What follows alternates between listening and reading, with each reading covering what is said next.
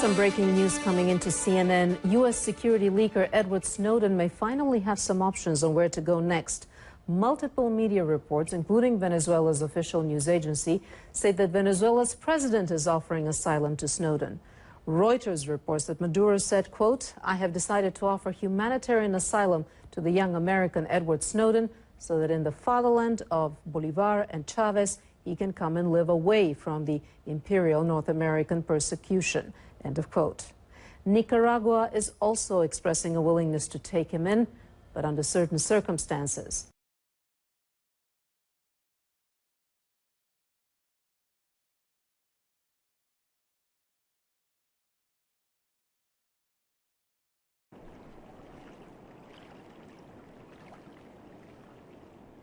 My name's Ed Snowden. I'm 29 years old. I work for Booz Allen Hamilton as an infrastructure analyst for NSA in Hawaii. What are some of the positions that you held previously within the intelligence community? I've been a systems engineer, systems administrator, senior advisor for the Central Intelligence Agency, solutions consultant, and a telecommunications information systems officer.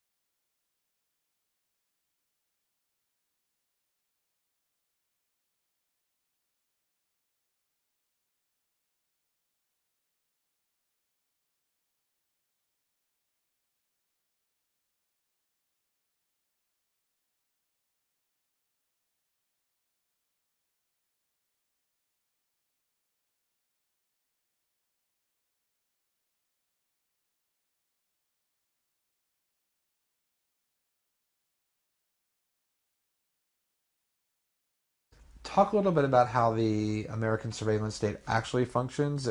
Does it target the actions of Americans? NSA and the intelligence community in general is focused on getting intelligence wherever it can by any means possible that it believes on the grounds of sort of a self-certification that they serve the national interest. Originally, we saw that focus very narrowly tailored as foreign intelligence gathered overseas. Now, increasingly, we see that it's happening domestically. And to do that, the NSA specifically, targets the communications of everyone. It ingests them by default. It collects them in its system, and it filters them, and it analyzes them, and it measures them, and it stores them for periods of time, simply because that's the easiest, most efficient, and most valuable way to achieve these ends. So while they may be intending to target someone associated with a foreign government or someone that they suspect of terrorism, they're collecting your communications to do so. Any analyst at any time can target anyone, any selector, anywhere. Where those communications will be picked up depends on the range of the sensor networks and the authorities that that analyst is empowered with. Not all analysts have the ability to target everything, but I, sitting at my desk, certainly have the authorities to wiretap anyone, from you or your accountant to a federal judge to even the president if I had a personal email.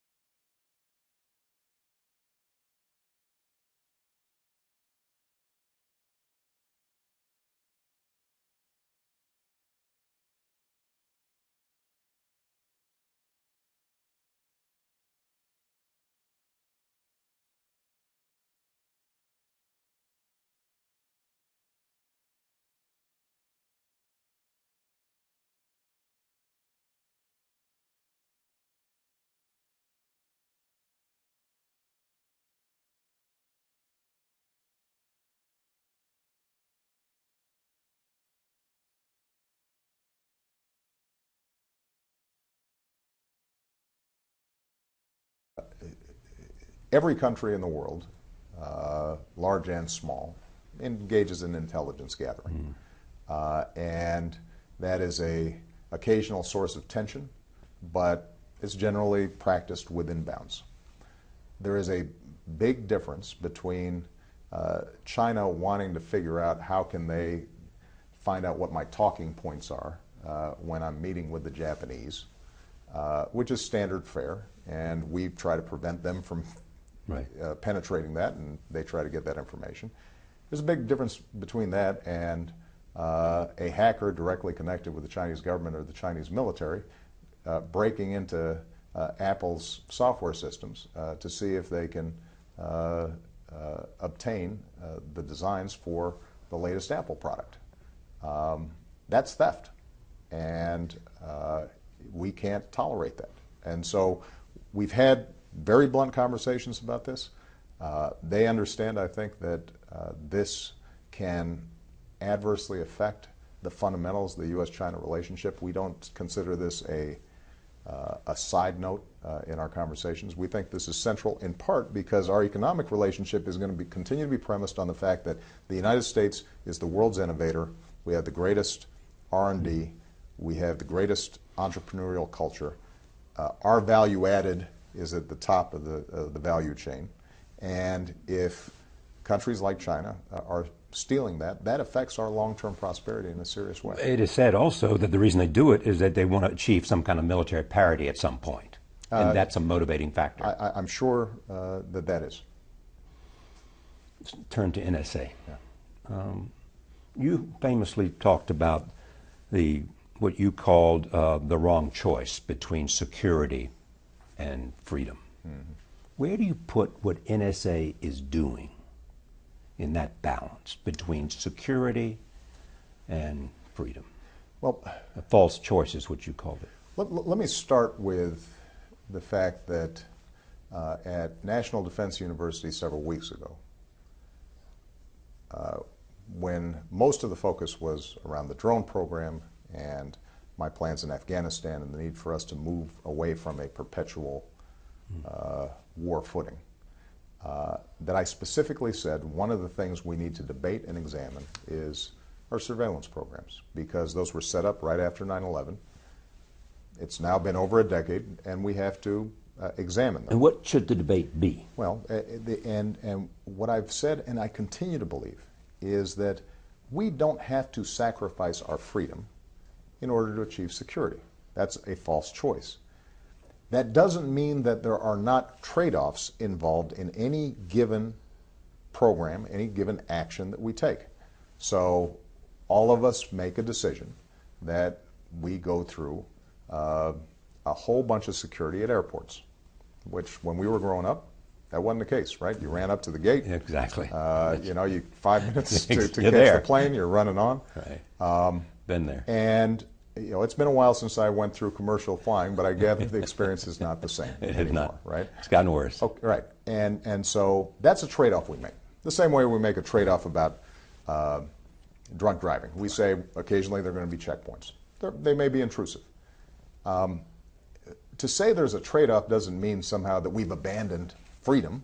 I don't think anybody says we're no longer free because we have checkpoints at airports. But there is a balance here. But there is a balance. So I'm going to get to your question. The way I view it, my job is both to protect the American people and to protect the American way of life, which includes our privacy. And so every program that we engage in, what I've said is let's examine and make sure that we're making the right trade-offs. Now, with respect to the NSA, a government agency that has been in the intelligence gathering business for a very long time. Bigger and better than everybody else. Bigger and better than everybody else. And we should take pride in that because they're extraordinary professionals. They're dedicated to keeping the American people safe. What I can say unequivocally is that if you are a U.S. person, the NSA cannot listen to your telephone calls, and the NSA cannot target your emails. And have not. And have not. They cannot and have not by law and by rule, and unless they, and usually it wouldn't be they, it would be the FBI, go to a court and obtain a warrant and seek probable cause. The same way it's always been. The same way when we were growing up and we were watching movies, you want to go set up a wiretap, you got to go to a judge, show probable cause, and then the judge looks at have any of those been turned down? Cause. All the requests to FISA courts, have they been turned down at all? Let me finish here, Charlie, because I want to make sure this debate has gotten cloudy very quickly. Exactly. All right? So, point number one, if you're a U.S. person, then NSA is not listening to your phone calls, and it's not targeting your emails unless it's getting an individualized court order. That's the existing rule. There are two programs that were revealed by Mr. Snowden, allegedly, since there's a criminal investigation taking place, and that caused all the ruckus. Program number one, called the 2015 program. Right.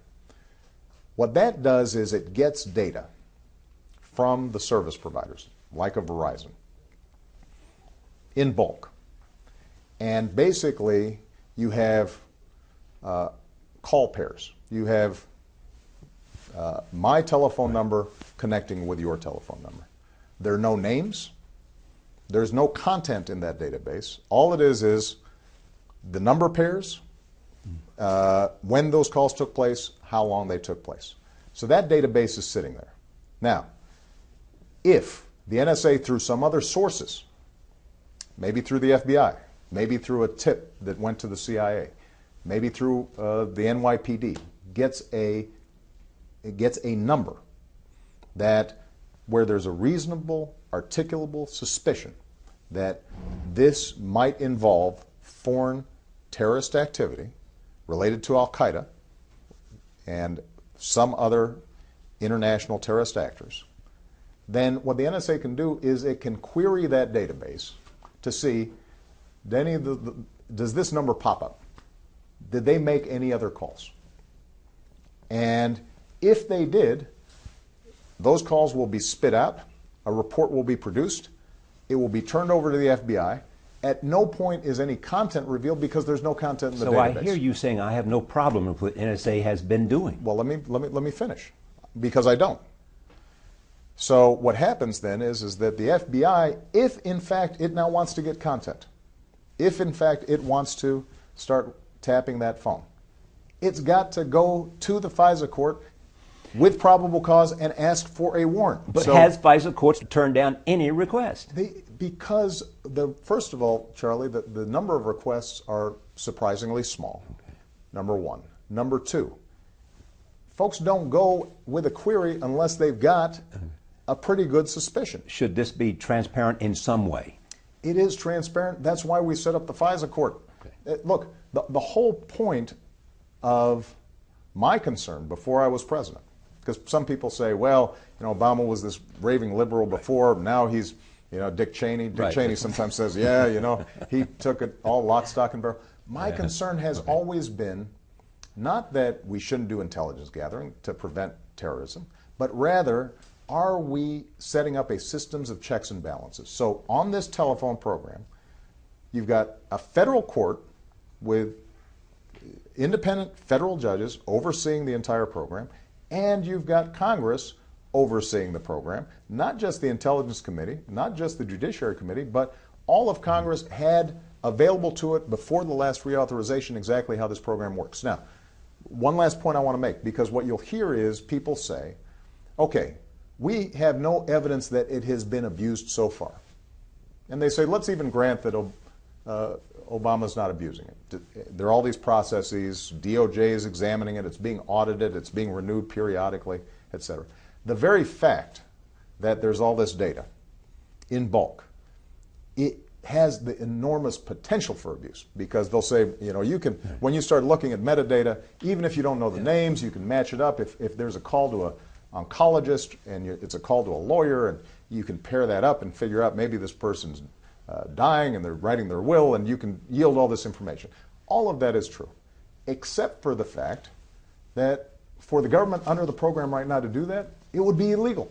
We would not be allowed to do that. So what are you going to change? Are you going to issue any kind of instructions to the Director of National Intelligence, Mr. Clapper, and say, I want you to change it at least in this way? Here's what we need to do. But before I say that, and I know that we're running out of time, but I want to make sure I get very clear on this, because there's been a lot of misinformation out there. There is a second program called the 702 program.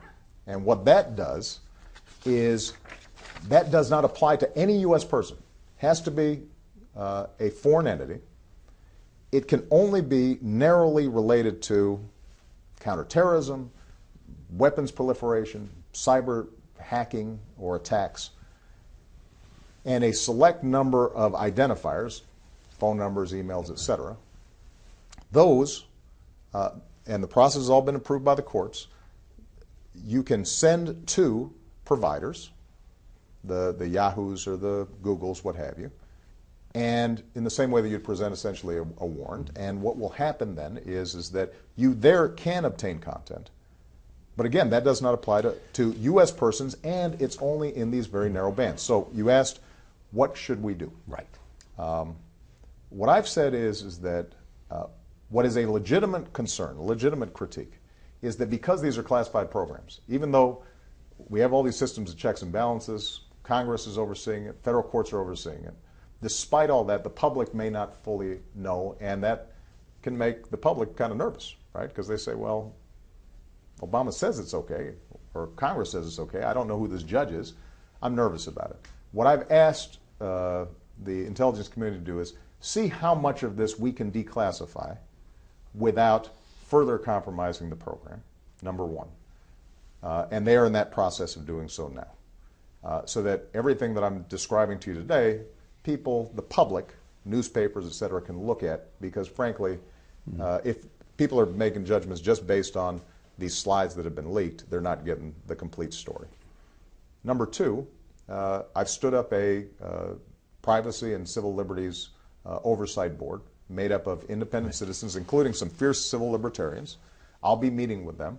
And what I want to do is to set up and structure a national conversation, not only about these two programs, but also about the general problem of these big data sets, because this is not going to be restricted to government entities. Let me just ask you this. Yeah. If someone leaks all this information about NSA surveillance, as Mr. Snowden did, did it cause national security damage to the United States? And therefore, should he be prosecuted? I'm not going to comment on prosecutions. Okay. The case has been referred to the DOJ for criminal investigation. And possible extradition. And possible extradition. I will leave it up to them to so what's answer your those fear? questions. What's your fear about this? Look, we have to make decisions about how much classified information and how much covert activity we are willing to tolerate as a society. And, we could not have carried off the bin Laden raid if it was on the front page of the papers.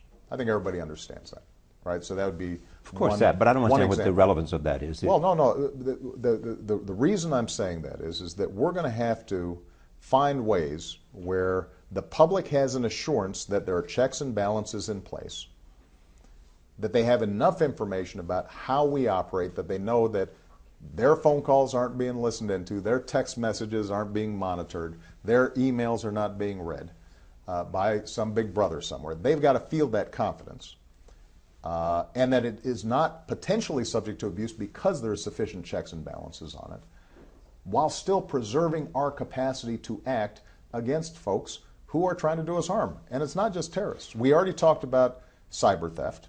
We already talked about potentially critical infrastructure that could be compromised. There were a handful of yokels up in New York who stole $45 million out of ATMs over the course of, I think it was 18 hours. And the public expects me and the Justice Department and others to protect them from those things, to make sure that their bank accounts aren't being compromised, their medical records aren't being compromised. All that stuff requires the government to have some capacity to engage with the private sector and to have. And we ought to have a debate about it all. So we've got to have a debate about it. Okay.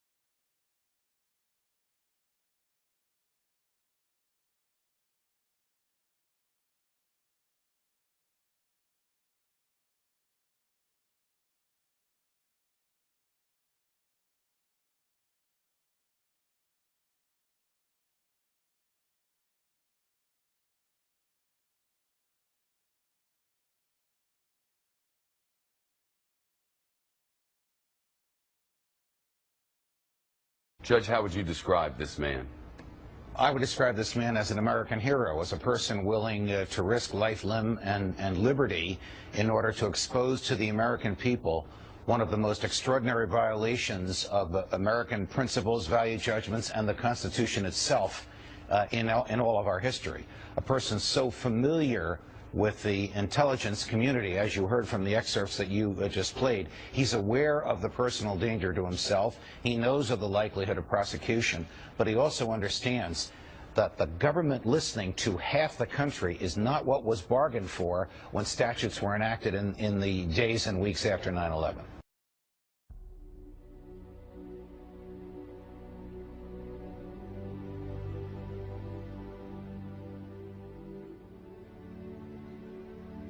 Greetings, citizens of the world. We are anonymous.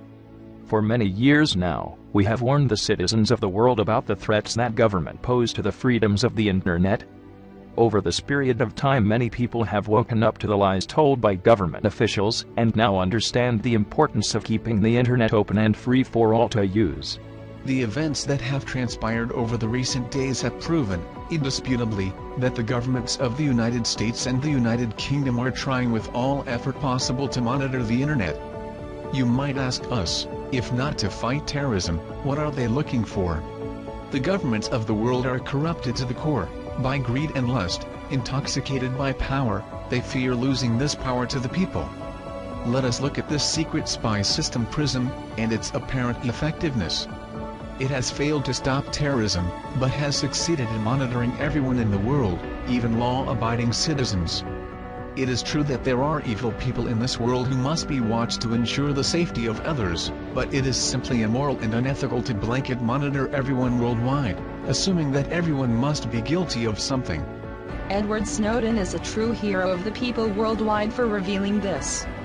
In stepping forward to bring us the horrifying truth about the draconian states secretly operating, he has put his life on the line. He has given up his job with the government. He has lost his family and loved ones. He now risks extradition and life sentencing to prison, merely for telling us that each and every one of us is being watched, monitored, documented, recorded and categorized. The fact that companies like Microsoft, Facebook, and Google are involved means that a significant amount of the internet, as we know it, is under inspection. The right to privacy has been violated. People are in greater danger from this surveillance system than they are from terrorism, because the terrorists have not been stopped. What we are witnessing is the hand of the government and corporate greed extending over the internet. A smear campaign is beginning against Snowden now. This is to be expected. When government is threatened with the loss of power or control, they will use any means required to ensure that the view of the public supports them, instead of the evidence which has come to light. This is done through the media. Already they are calling Edward Snowden a traitor, a supporter of terrorism, or even just creating doubt over his motives. These are common methods seen used against every person who has ever revealed the truth against the state. The corporations which have been revealed as taking part in PRISM are now scrambling to defend their names, releasing so-called reassurance on why their users' privacy is important. You must ask yourself, if they had done nothing wrong, they would not go to such extreme lengths to change public perception.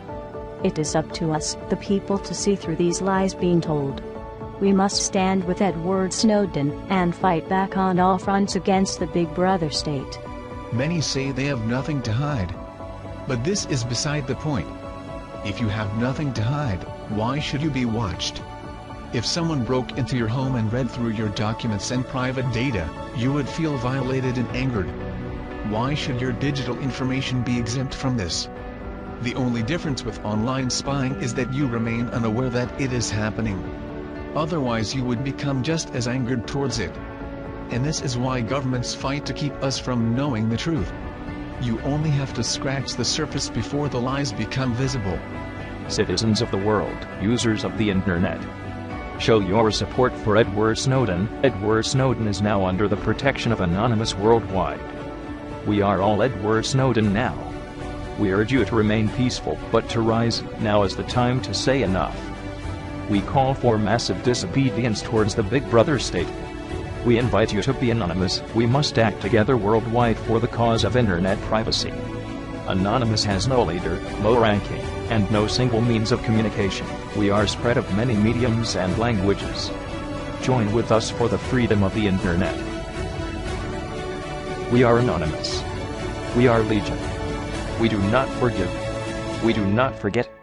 Expect us.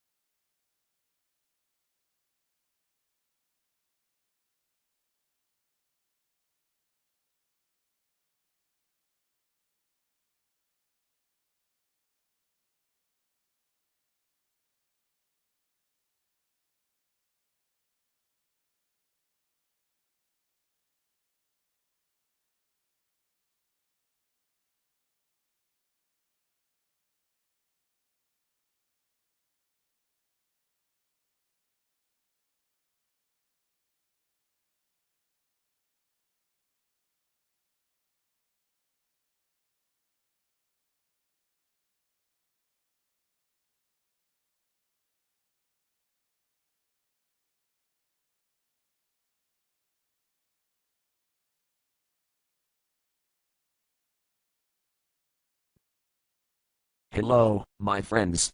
We are anonymous. If you are listening to this, then you are probably aware of your surroundings. If you are listening to this, you are the resistance. We have been watching the world as events unfold around you, and truth be told, we are highly displeased. The monstrosities carried out by governments all over the world on a daily basis is growing old, and we are here to bring these vile acts to light. If you are afraid of your government, or afraid to wake up in the morning to a war-torn city, whether you're afraid of your life being lost, because you've been tossed into pointless wars fighting for someone you will never meet or who will never care about you but the money he takes because of you, then you, my friend, are anonymous. If you are tired of watching the world, our only home, be ripped to shreds for an illusion of riches based on paper with false value placed upon it, then you, my friend, are anonymous. We are humans, and value human life. This is why you, one watching this video, is here today. You want something more to life than to be born, grow up, make money, retire, and die, and all for nothing. What have you accomplished? What have you done then, except become like the other 8 billion people who are going through the same thing? My friend, we know this is why you seek us. Because you, like most of the people around you, want change for the better. You want compassion. You want caring. You want less value on human possession and more value on human life. My friend, we know this is why you seek to become anonymous. It is because the idea of anonymous burns inside you like fire not known to this world. The idea of anonymous is the idea of freedom. We are not just one single person, group, or community who call ourselves anonymous. We are not just hackers like the media says and has corrupted you with it. We are you. We are your neighbors. We are your fathers and your mothers. We are your sons and your daughters. We are your aunts and we are your uncles. Your sisters and your brothers. We are the poor unemployed man who is looking for his purpose in life and the food to put on his family's table, as well as the lawyer who fights for the accused under the court of law. We are anonymous. We are legion. We do not forgive. We do not forgive. We are united, and no one can divide us. Expect us.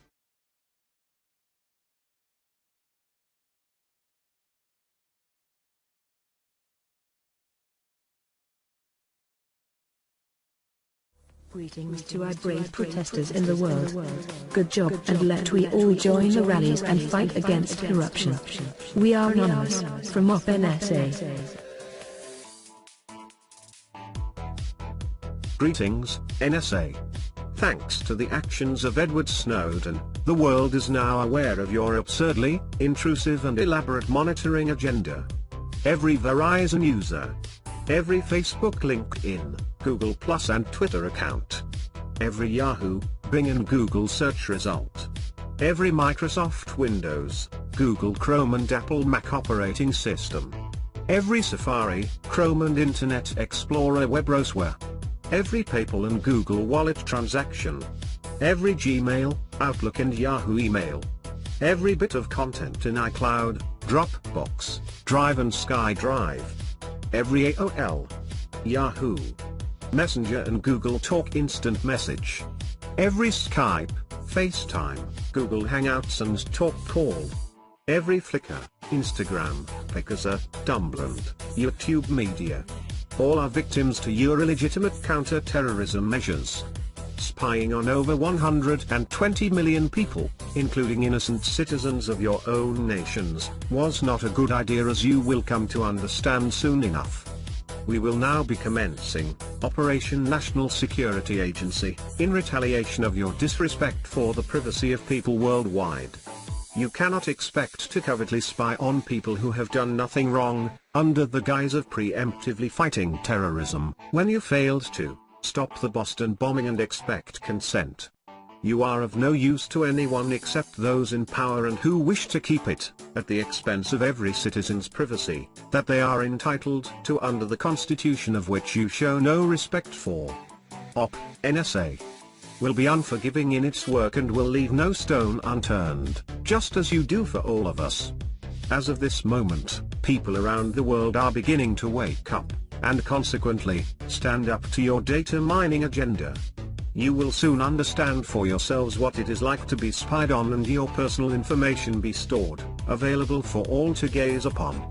We are officially calling on all citizens of the internet, all anonymous participants and all activists to take to their computers, take to their streets and take to all available outlets to let their voices be heard on this issue. Violations like this will not be treated with apathy. Anonymous has been proven to be a powerful force for good, and even more so, a nemesis to tyranny and injustice. You thought you could infringe on our privacy. You thought you could wiretap people who have no reason to be observed. But best of all, you thought you could get away with all of it. The NSA will lose the game. All your base will belong to us. We are anonymous, we are legion, we do not forgive, we do not forget, expect us.